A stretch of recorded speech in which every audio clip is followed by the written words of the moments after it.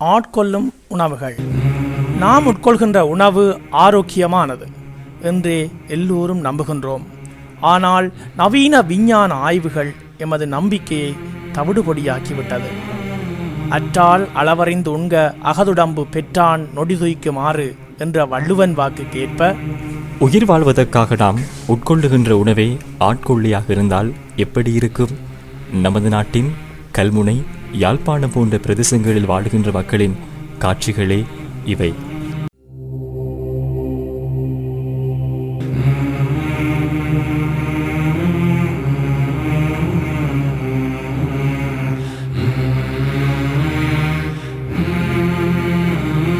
இவர்களின் உணவு பழக்கங்களின் விளைவாலேயே இந்நிலை ஏற்பட்டது. உங்களால் நம்ப முடியவில்லையா? இந்த விபரீத நிலை எவ்வாறு ஏற்பட்டது?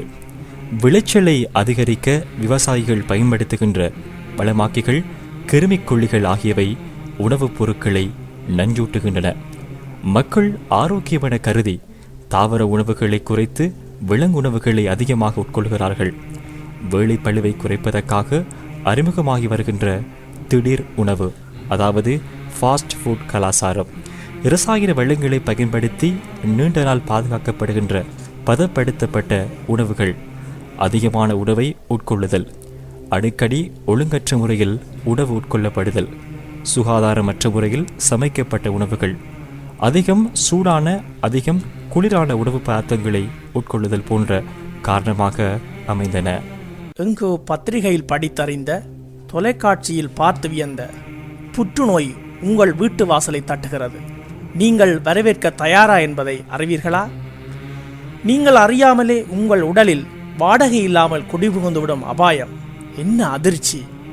இவ்வாறான நடைமுறைகளால் நாம் உட்கொள்கின்ற உணவே எமக்கு விஷமாக மாறுகின்றது. அவலம் அதிகமான அமில சுரப்பினால் ஏற்படுகின்ற புற்றுநோய், அதிக இரசாயன கலப்பினால் ஏற்படுகின்ற புற்றுநோய், கிருமி நாசினிகளால் காற்றில் கலப்பதால் தோல் நுரையீரல் புற்றுநோய், மேலதிக சமிபாடு அடையாத உணவுகள், இளையக பகுதிகள் தேக்கமடைந்து புற்றுநோய்கள் உருவாகின்றன. இவ்வாறான தாக்கங்களிலிருந்து எமது மக்களை பாதுகாத்து கொள்ள நாம் செய்ய வேண்டியது என்ன?